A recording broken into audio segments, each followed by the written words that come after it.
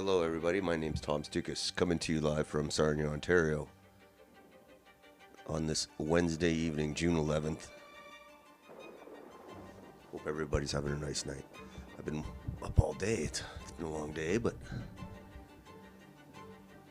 here we are, June 11th. Oh my God, summer's here. And before I get on to the daily recall of my ex day, look at some of the major headlines. So, in Canada, our Prime Minister Mark Carney's getting ready for this G7 conference in Alberta. It's going to be pretty big deal. Like, you got Trump's going, you got all the big other European leaders and that, and then you got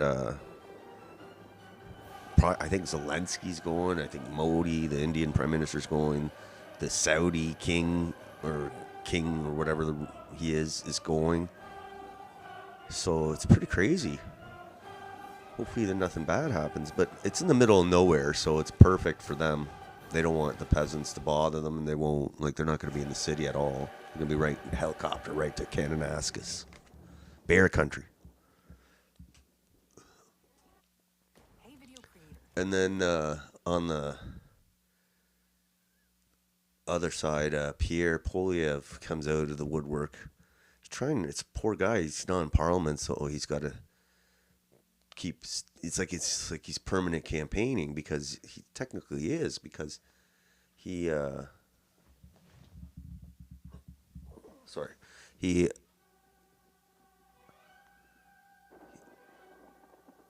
He's technically still campaigning because he's got to run the by-election, which has it been called? I have to look into that. I'm gonna grok it, but he's campaigning, so he kind of made a campaign-style announcement today saying immigration needs to be like massively curtailed and whatever, and like, hello. Like, the major criticism today from that stuff has been like, yeah, you should have been saying this 3 or 4 years ago. So, his timing's horrible. Horrible candidate. I don't see him staying on as the leader for the next election at all. I could be wrong, but I don't see it. Because just his instincts are horrible. He's a slick little talker, and that's it. But his political instincts are garbage. Like, he just continues to do the wrong thing. And,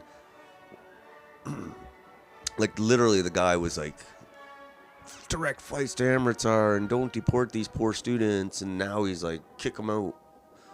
Like, who do you believe? What do you believe from this guy? And then the last thing before we go to the daily recall, which will include the stuff I just mentioned, is the late kind of chatter on Twitter. It's burning up Twitter, or X, about Iran, imminent strikes on Iranian nuclear facilities, and I'm sure other military targets, which should be horrible because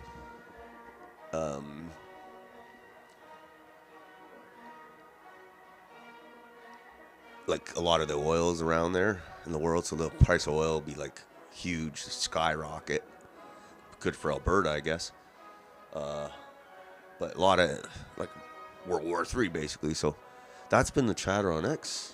Not on the news, though, but on X. But all sorts of, and it could be just chatter, it could be just saber rattling, could be just negotiation tactics. But the idea is that negotiations aren't going very well. And it's like, I was always afraid about this, like, that Trump was just saying he wanted to negotiate just to say he tried, and then when he bombs him, he says, I tried. Now I gotta bomb him. So I was always worried that that would be his ultimate goal, would be to bomb the nuclear facilities like the Israelis did to the Iraqi nuclear facilities in 1981, I think. So they have a precedent to do it. They got away with it in Iraq. The only question is, will Trump support it? And he could be like, they could double play it, like say Israel does it, and then the stage is like, I didn't do anything, we didn't know anything, and just play stupid. Or they could actually go along. It's a dangerous game anyway. So we'll have to watch that. Hopefully it's just, I don't know, it seems, they've been saying for years, though, that they're going to bomb Iran, and they never do, so. And that's it. It's all crazy stuff. And I'm sure there's all sorts of bad stuff in between. All sorts of bad stuff in between, but let's go.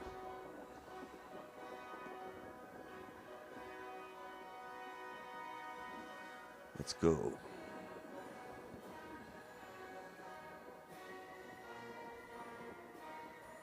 I was at work all day, so I haven't even been at home to look on the internet.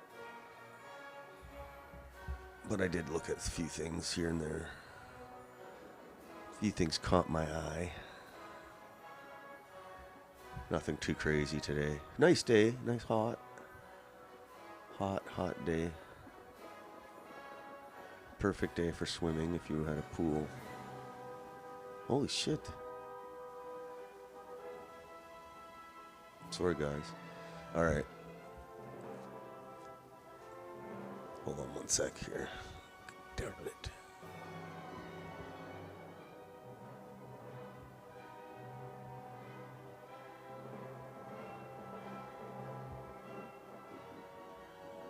All right.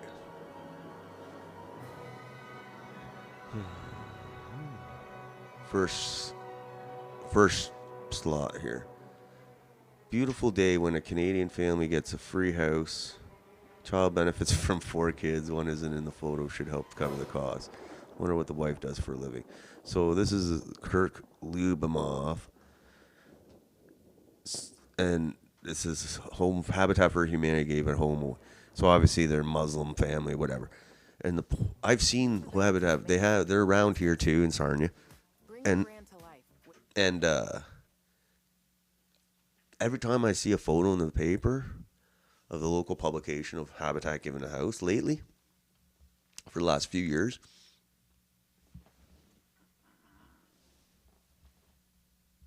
it's been like someone from like Africa or South America or Syria or something. Like, it's like there's so many Canadians who can't afford a house, like a first-time house. So, Habitat should be building those like crazy for if they want to help them, right?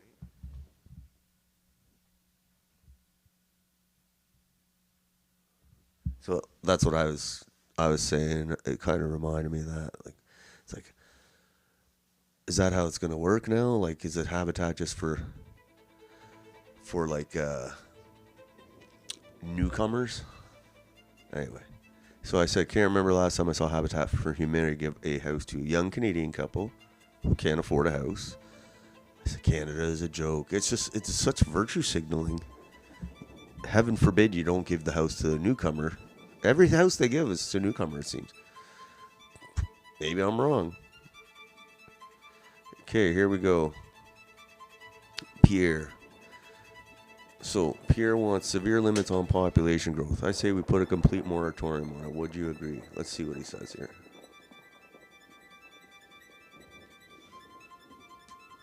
Open. This has caused the free flow of drugs.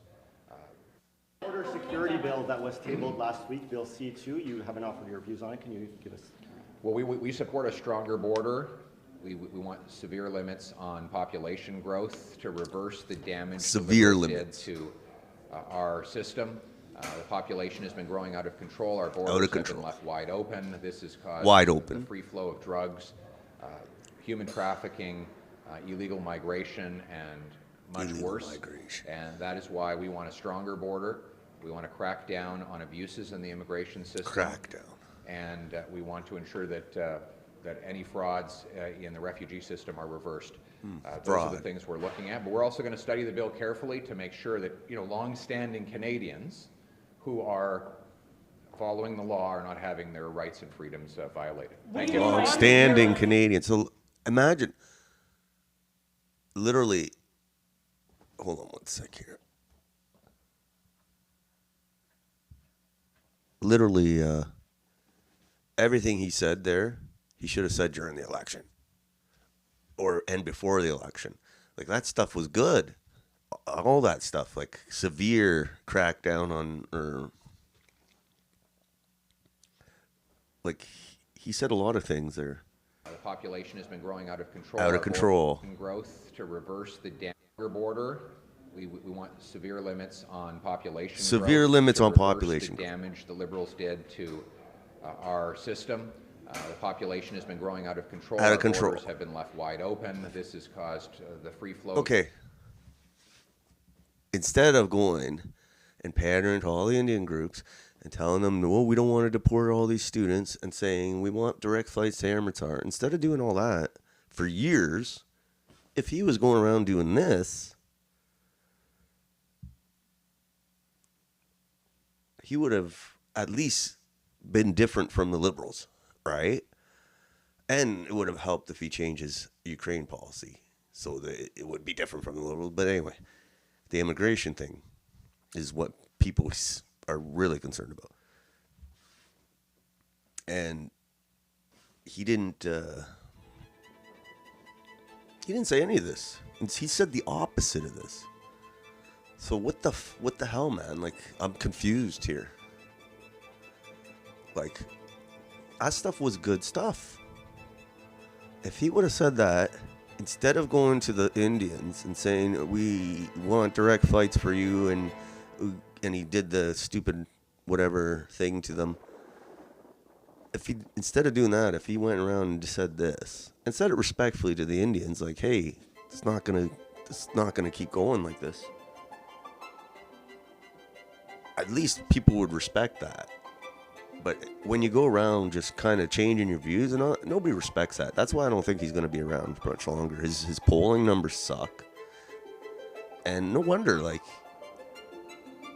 we don't know which Pierre we're going to get. Like, he goes which way the wind blows. Now everybody hates immigration now, finally. And he's going to be like, oh, I'm going to jump on that boat. Before, you wanted to put direct flight. You wanted Air Amritsar to land in Toronto. Like, make up your mind. It's weird, man. At least Mark Carney, he's a devoted globalist who would welcome. He never seen a refugee he didn't like. He never seen a immigrant, whatever, he didn't like. At least he's honest. And he says we know where he stands. Where do you stand? So they need some big changes in the Conservative Party. They need to find an actual right-wing Canadian leader, and not Doug Ford. I'm sorry. That's another guy on deck. It's like they're doing the big switcheroo. It's like Pierre was the guy to hold the spot, and now they're going to get dummy Doug Ford to come in. And maybe they'll put him after Carney when Carney's bored of it, because Carney doesn't want to do that anyway. And they'll have Doug Ford, and that's going to be the biggest scam ever. Because Doug Ford ain't no right-wing. He's a globalist, too. He's just a Pierre 2.0. He just asks less questions, probably. And he just let me have my beer. So, yeah, I don't understand what's going on with this guy.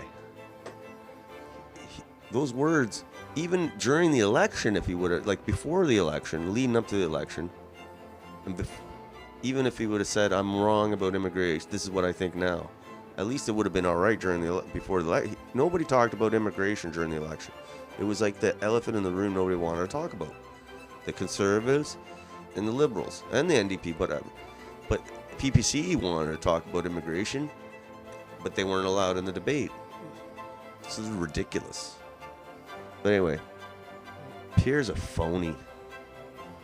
He should have said this years ago. Instead, he went and said, We need flights to Amritsar.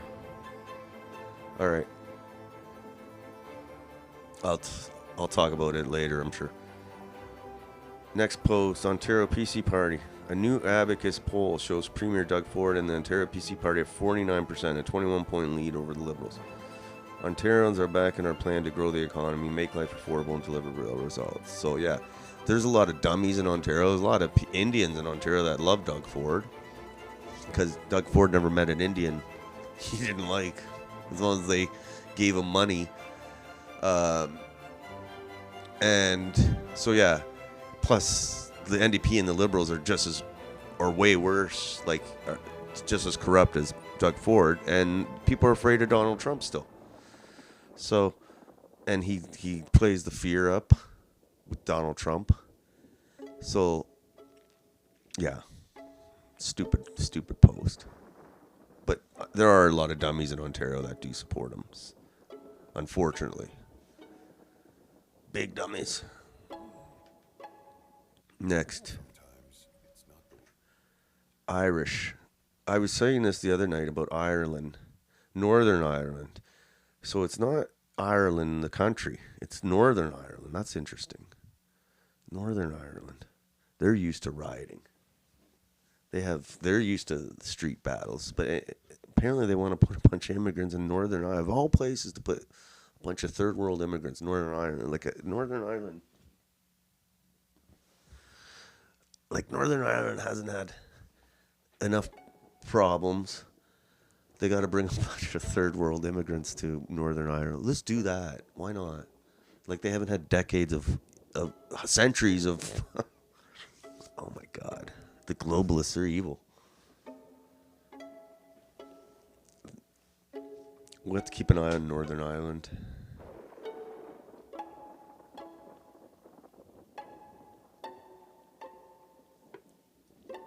Keep an eye on England. UK, Northern Ireland. Well, UK is Northern Ireland. And Ireland itself. All Europe.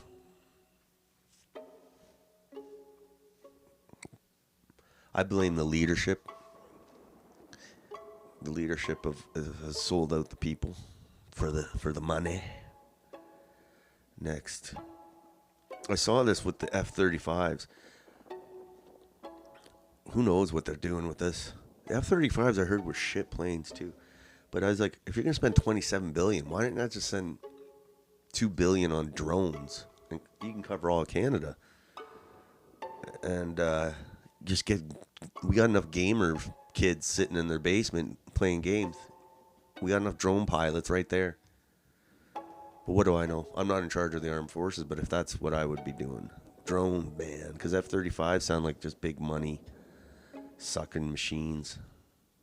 And even like F-17, like the latest fighters, the F-16s, whatever, they're so expensive to maintain. Air bases and support staff, and I think, and drones can take out a whole air base. Like, so we should just beef up on the drones. And then you could actually have Canadian drones instead of Chinese drones. You could actually have a drone factory. Instead of spending $20 billion on U.S. airplanes, you can spend $5 billion on Canadian drones. You can cover all of Canada, like for surveys and for Coast Guard rescue and all that shit. But no. And you could actually produce the drones here and make Canadian jobs for Canadians who need jobs, like university students who don't have jobs. That would be too common. That would make too much sense. Look at this weasel. He made it on Canadian Retard Finder. Jason Kenney.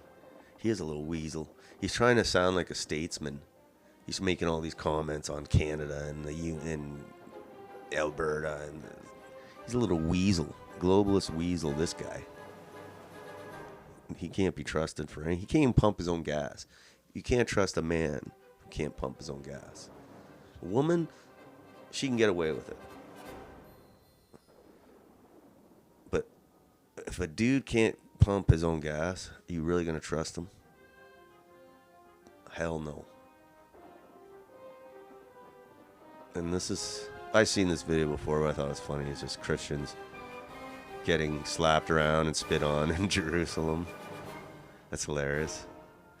But, you know, they are preaching and shit, and they are being proselytizing in Jerusalem, so they probably expect to get spit on. To be fair. Fair enough. All right. Evangelical Chris, they're very smart people. Oh, they're spitting on me, but they still. Okay, next. This is some of the reaction to Pierre's.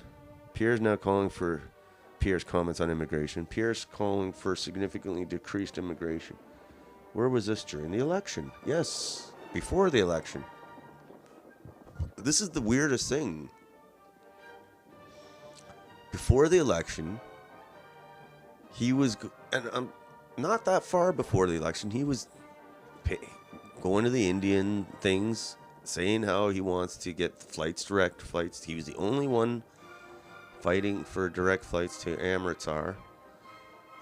He's going to be that guy. And they asked him in that video, like, oh, are you going to deport people? No. We're gonna... So it's like he's the opposite now. Like, what a phony.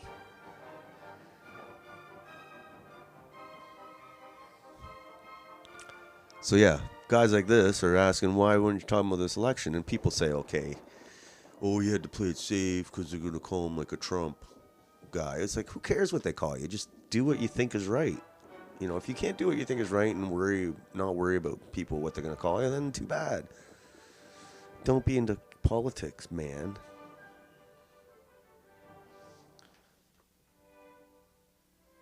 All right. Pierre. Really frustrating, this guy. He had it, man. He had the golden goose, and I think he's bought off. I think he's just the paid, he's like the controlled opposition, just holding the place for the next opposition leader, which, heaven forbid, it's Doug Ford. I truly believe if Doug Ford becomes Prime Minister of Canada, it's totally destroyed the country, and get out while you can. Hasn't happened yet, though. We're still on the brink, but Doug Ford as Prime Minister, goodbye, Canada.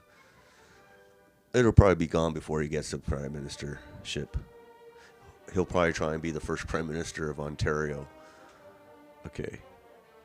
Next. U.S. condemns Canada, UK, and other countries over sanctions against Israeli cabinet ministers. So, yeah. This is actually a good decision. I like this. These guys are total crazy Nazis. Total Nazis, so whatever. At least our government did one thing right. They did 99 things wrong. 999 things wrong, but they did that one thing right, so that's good. That's why I said, to be fair, these Israeli cabinet ministers are total douchebags and probably war criminals. Yeah, they get their support. It's like the finance minister and the security minister, and they get their support from the settlers. And the settlers are insane, and they're insane because they're the same. This is a big story, I thought. Some people are reacting to this. Shipyard in China has been chosen to build the recently approved 4 new vessels to replace existing aging ships in BC Ferries fleet. And this is so pathetic. This story, it's pathetic. This is a big project. And you talk about nation building. You can't get more nation building than ferries, like huge ferries that connect your population. You know, if that ain't nation building, I don't know what is. And then here we got all the steel, we got everything we need to build the damn ship. We got people unemployed, people who need money to buy a house. Nope, we can't build a ship. We need China to build a ship. Now, I understand at this present time, there's no tender in Canada that would have met this contract. Okay, fine. I concede that point. I can see China having it, and I can see them being the cheapest. Korea does a lot of shipbuilding too. But the point is we've been a country for, 1867, so that's 100 and something years. We're surrounded by sea. We're surrounded by, we have the biggest lake system, and we have the oceans on either side of us. So after all the years, we don't have a shipbuilding, national shipbuilding strategy enterprise to supply all the ferry ships for the whole country at the best price with the best, whatever. Do you know how many jobs and interconnectedness that is? Technology for the ships, the building of the ships, the maintenance of the ships, like whatever. Anyway, we dropped the ball on that one, and here we are going to get Chinese ships. Who knows how many bugs are going to put in them. And, you know, fair enough, the Chinese won, but we should have had a shipbuilding capacity that could emit this contract. It's ridiculous. Ridiculous. I'm embarrassed. I'm very embarrassed. So it's surrounded by water, yet a Canadian company can't build a boat. Disgraceful. It is. This country, we got no good leaders anymore. God gave us everything that we need as a country, and in abundance, and we act like a bunch of weak people. Next, more than half of the GTH, Greater Toronto Hamilton area residents, are not confident they can live comfortably in the region long term. Great, so they're going to move out near me. It's already happening. I see more and more people from GTA come in here.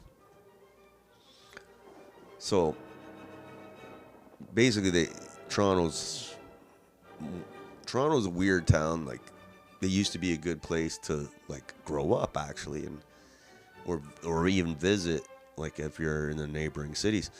But now it's like condos everywhere downtown, and then you got all these dudes running around. Instead of stores, they're all closed up. You got people living in the condos up there, and then you got people at the street, Uber guys on electric bikes just delivering people to the condo people. It's a weird town. Then a bunch of criminals and crackheads and full Indians, and can't afford a place. Yes, it's hell. It's a hellhole. It's becoming a hellhole. And they got Olivia Chow's mayor to finish the job. Finish the job, Olivia.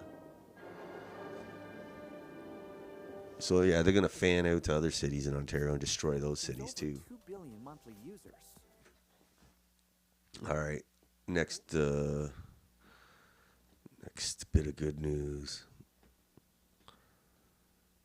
$50 million worth of cocaine.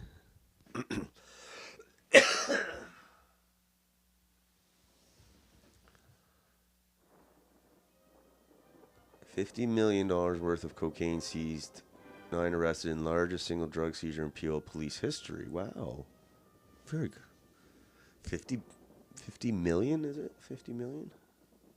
Oh, it's a star. I haven't signed up for Star, so I don't think they're going to let me read this.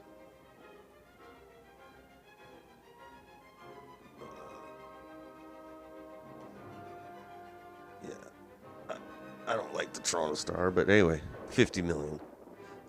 I wanted to see who the ethnicities of those. Peel single largest drug bust in their history, and 6 out of the 9 that have been arrested are already out on bail. What's the point? Yeah, that's crazy. In the States, they wouldn't. I don't think they'd be on bail. In the States, they'd be in a dungeon, 100%. And if they did get on bail, it'd be big money. I'm pretty sure. I know they have some states and some cities have very lax bail now, but like in Texas and that, if you got caught with 50 million worth of oh my God, you wouldn't be getting bail.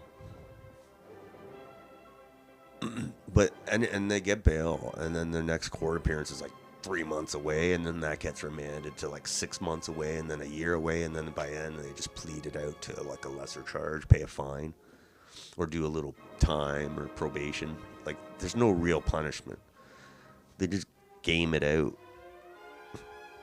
The lawyers love it. Next. I thought this article was interesting.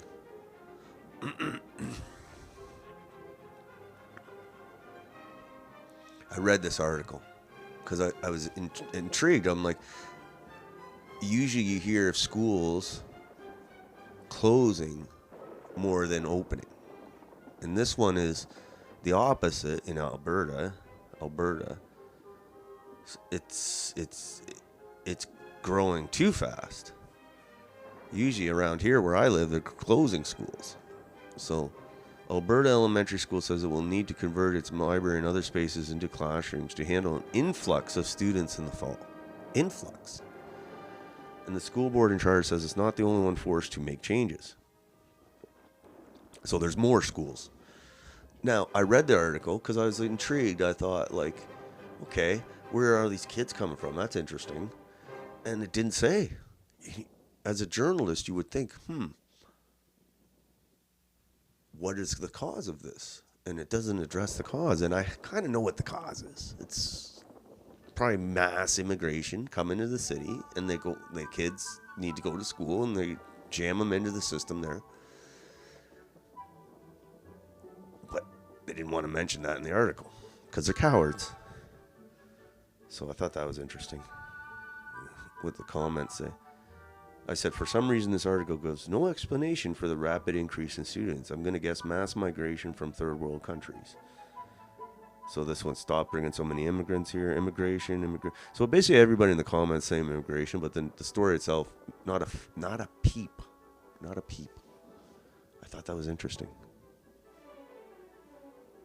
All right. Very interesting. Next poll. Next post. This poll was interesting. What is it?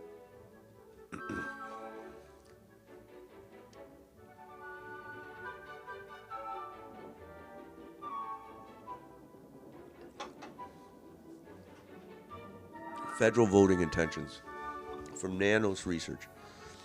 And it shows the Liberals with a 10-point lead, which is a bit wider than the election outcome when I think they got like 5-point lead. Well, they obviously got a minority, so they didn't get a huge 10-point lead then. So, see PPC at 1. So, even with the NDP, it's 12. Look at that. If you had the NDP, it's like 55% coalition. Oh my God, Canada is so screwed. And then it blocks a bunch of commies, so there's another 60% green, 65%. Oh my God. Between PPC and CPC, it's 34% of Canada's right wing. That's bad. That's very bad. Pierre screwed us. He screwed us. All right, next post. At my last job, I was working across several... Next post here.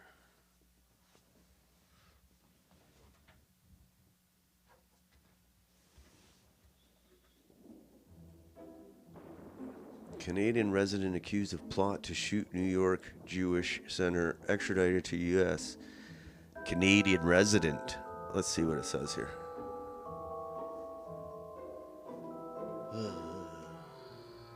Mohammed Shahzeeb Khan, charged with attempting to provide material support to a foreign terrorist organization attempting to commit terrorism at Transnez. He's going to be in big trouble.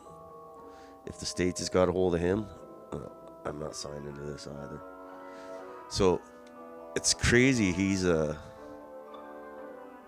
was in Canada and stuff, in Quebec, I think. That's crazy. We'll have to look into that case. But he's in the States now. He's in big trouble.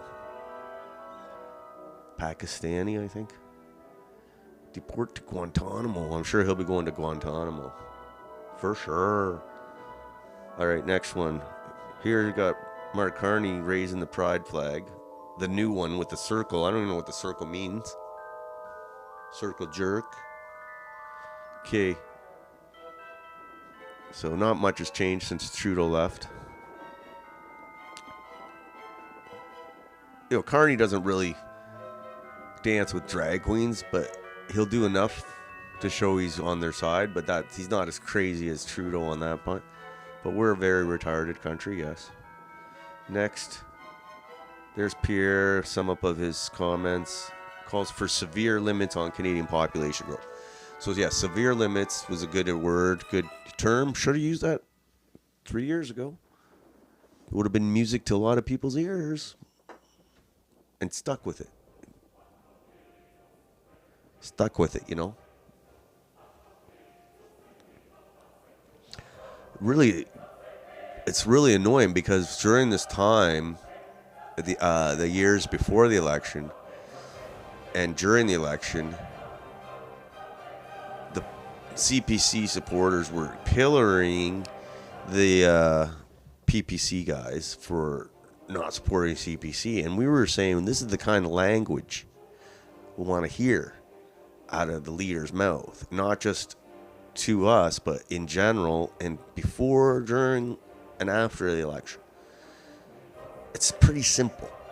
And when we didn't hear that, and I'm not a PPC member, but if I vote in that direction. So if we're not hearing that, why would we vote for the guy? Come on, guys. So anyway, now he calls for severe limits. Then he probably stole that from Maxime Bernier. And then I'm like, fake conservatives led by Pierre Poilievre should have been opposed to mass immigration years ago, but they didn't say jack. Just like COVID, they didn't say jack. Seen a trend here? Pierre even wanted to bring more from India with direct flights from Amritsar. Who knows what this fake clown believes? He needs to go so Canadians can find a real conservative who will put a stop to Canada's disastrous immigration policy. A real conservative. Don't see one coming out of the woodwork at all. That's kind of a problem. Maybe Elon Musk will flee to Canada and take it over. That would be funny. I'd want a Tesla though. I want a Cybertruck with the black, jet black color. I don't want the stainless steel. I want jet black. All right, next.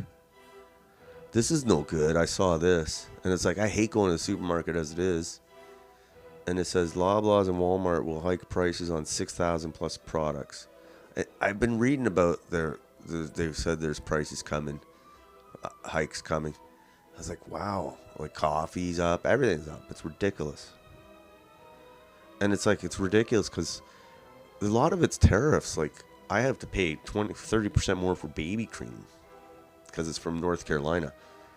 So a lot of this cost is going right into the government's money. It's crazy, like the Canadian government. Guess who's raised tariffs in Canada? The Liberal government, of course. So we'll keep an eye on the grocery prices. That's when a lot of riots start in history. It's food riots. In Russia, it was bread, women and bread for bread. So if we can't afford food, we got a big problem. All right.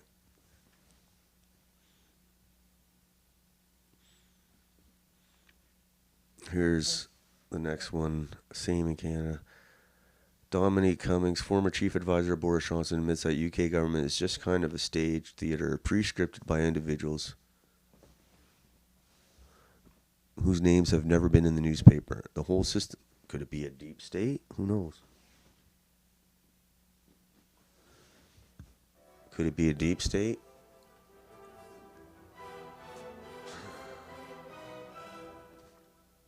The whole system has become fake. It's all nonsense. The cabinet is just kind of a stage theater, and actually officials in the cabinet office have already decided it all. Sounds like a parody, but it is literally how the British state functions. So he could pretty well be describing Canada. Like, functions exactly the same way. He was a guy for who? He used to be Boris Johnson's guy, and I remember he had to quit over some COVID shit. Meeting, aren't I great? But I'm sorry. What in one of the UK's most... Two roles, right? Foreign Secretary in Great Britain and the private secretary in the PM's office responsible for foreign affairs, an official whose name has never been in the newspapers. that person was like 10 times more powerful and important than the Secretary of State was. And I think this is something which people just don't really realize.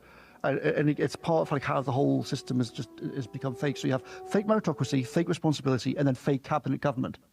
So they all walk up Downing Street, the cameras whir, they pose, they smile, ha ha, I'm going into the most powerful meeting, aren't I great?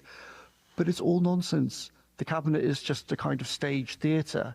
And actually officials in the cabinet office have already decided it all. When you sit in Whitehall now, right, in meetings, they are literally scripted.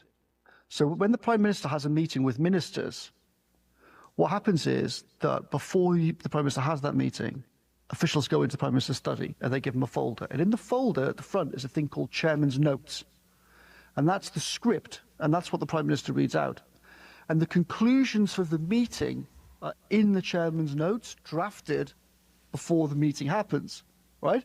So the Prime Minister says, hello, Secretary of State, blah, blah, blah. And then all these officials sit around the sides on chairs around the edge of the room. And then the MP, the Secretaries of State, all look down at their folders because they've all got their scripts, right? And this is why I use the NPC meme, right?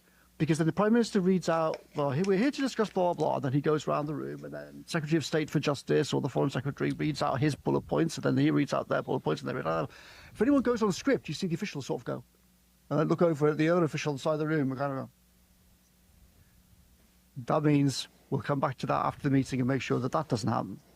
And then at the end, it was a fascinating, great discussion. Thank you so much for your wonderful, insightful, original contributions. And then he reads out the conclusions which are all drafted in advance. And it sounds like a parody, but it is literally how the British state functions. Yo, excuse me, bro. Sorry, I got... I'm sorry.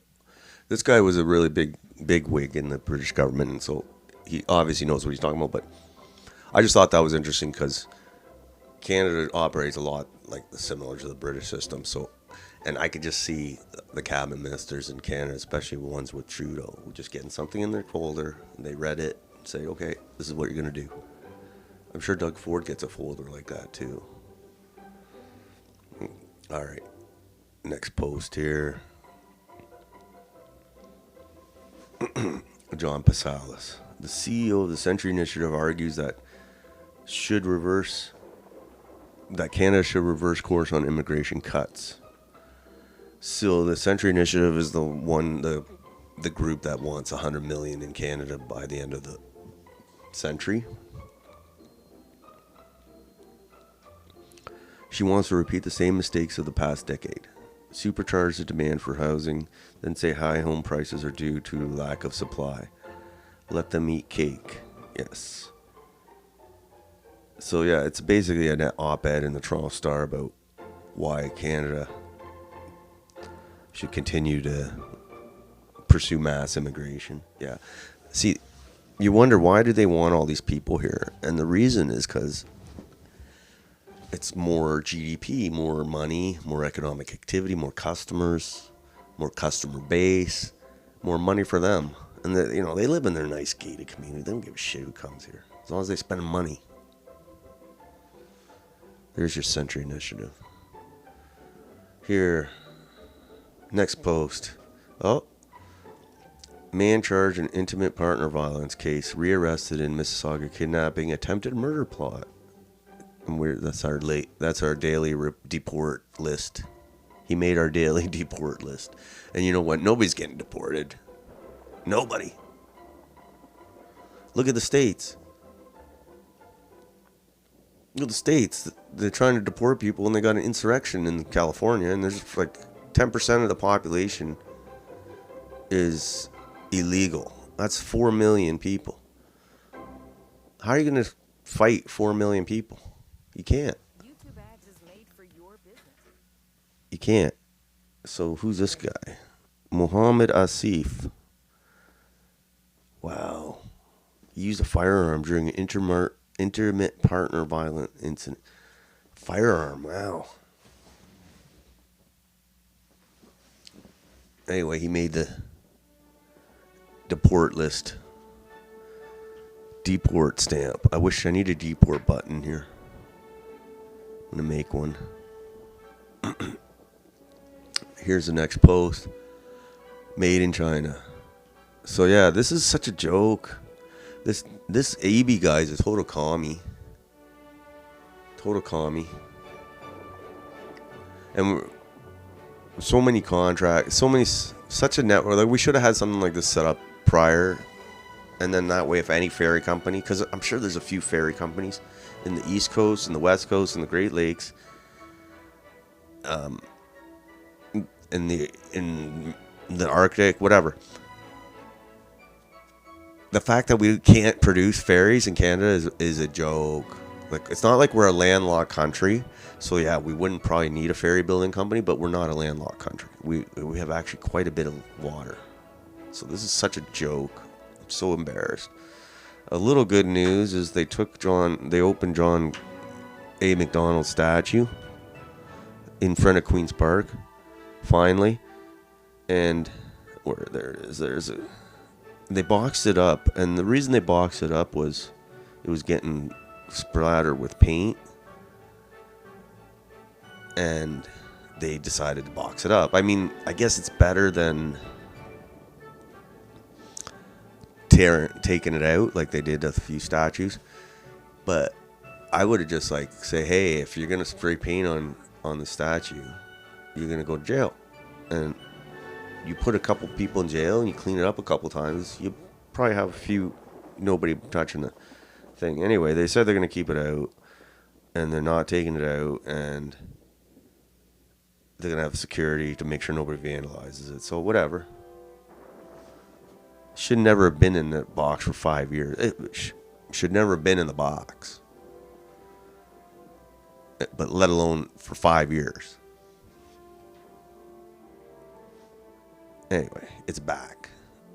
And here we are back with Pierre. Can you trust? And this is some of the reaction to Pierre's comments. Can you trust Pierre? And that's kind of the theme. Like, how trustworthy is he? I mean, he keeps switching his opinions. This is a big issue that's affecting our actual lives. Like, it's not like a philosophical argument or even a woke gender ideology argument. It's an actual argument that's affecting your healthcare, your housing, your education. And for someone to not have an honest opinion and to have a strong principled position on this and to keep switching around is I just don't want to. I can't. So anyway, look at this. Here we got. This is today. Poilievre calls for severe limits on Canadian population growth. Next picture beside it. Poilievre says he'll fight to establish direct flights between Canada and Amritsar. So there you go. It's ridiculous. Like, what's going through this guy's head? I don't know what's going through this dude's head. He's getting pilloried too and not by PPC people, but today he's getting pilloried by CPC guys saying, why weren't you talking about this during the election? You know, you should have went on Rogan and talked about this, but you're too afraid of being called Trump. And you can't be afraid in these times. You can't be a wimp. Here's Ferryman's Tool. All sorts of reaction today, and it's all about the same line. It's all about the same line. Why weren't you talking about this years ago? Okay. So, Ferryman's Tool. Why didn't you call for it during the checks notes previous 3 effing years leading up to an election last effing month? Yes, 3 years is about right. At very minimum, he should have been talking about it. Probably when he became leader. But no. And, he knew. The Liberals were going to attack him for being anti-immigrant. But if he would have just kept saying that the stuff he said today was very good. Or yesterday. I don't know when he said it was today or yesterday. Yesterday. So, I have no idea why he wasn't saying this 3 years ago. It boggles the mind. There's another shot of John A. I'm going to go take a picture with him. Next time I'm in Toronto, I'm going to go take a picture of that statue with me in front of it, just in case they box it up again.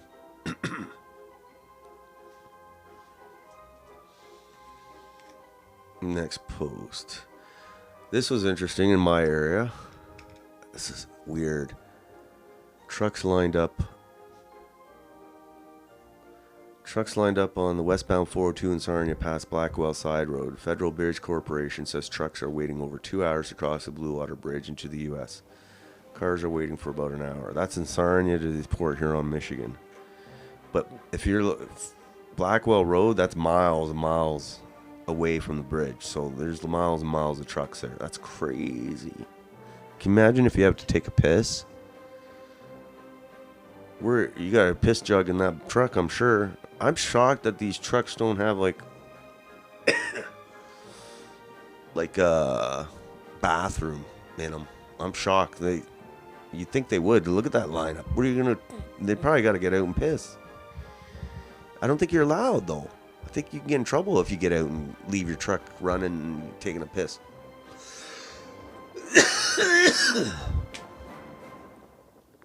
Anyway, 2 hour wait. So something's up with our border. Like that doesn't seem very efficient. Maybe it's because all the drugs are finding. Okay. Jeremy McKenzie is chiming in on Pierre. A lot of reaction to Pierre. It's all kind of the same too. Like not really no support for him really. And the Indians are probably like, what the hell, Pierre? What the hell, man? What about our flight from Amritsar? Damn it. CPC trying to remain relevant by pandering again when it doesn't matter and nothing is on the line. They'll tell you whatever you want to hear to keep the donations and support coming in, but when it really matters, they are spineless weasels. Very good point. He's saying it now. It don't matter now. He could be in another election for 3 years. 3 years, easy. So he can say whatever he wants now. Should have said it 3 years ago, not now. Severe limits on Canadian population. Where were you? Why didn't you say that? We were begging you to say that. When you were the leader and people were streaming into this country and people were... You couldn't say it. Now you're saying it? Too little, too late.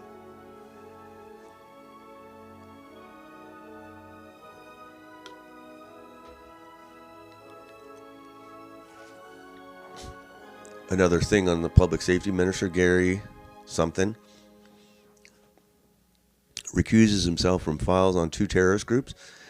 So, like, he was a lawyer with some Tamil group, ethnic group, and with the Tamil Tigers. So of course he's recusing himself. Guy should never be public safety minister, to be honest. Some more reaction to Pierre's comments.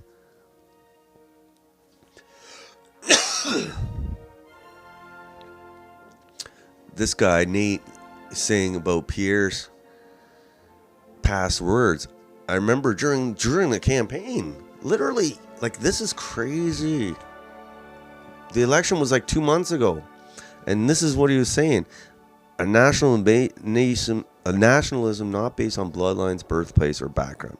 Whether one's name is Martin, Mohammed, Poilievre, Patel, Tremblay, or Tang, Singh, Smith, or Steinberg, whether from Tuktoyaktak or Truro, Revere, Okanagan, or whatever, we're all Canadians first. So he was totally pro that. Like, a globalist couldn't write something better than that.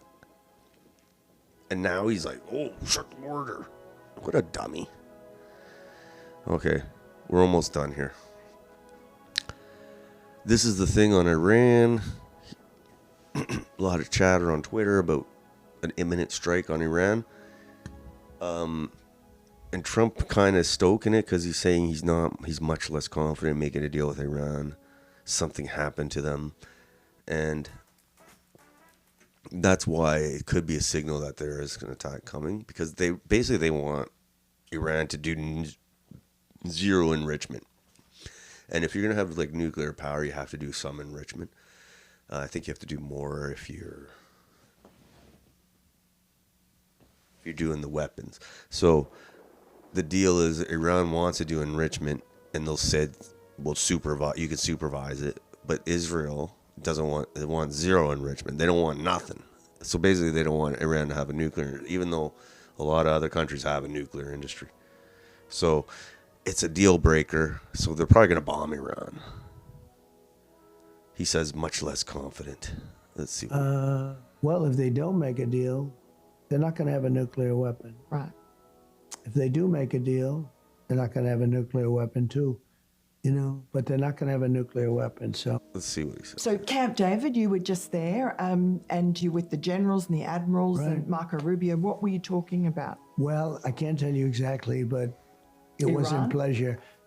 Without discussing anything, look, we had a meeting, a very important meeting, and really talked about many subjects.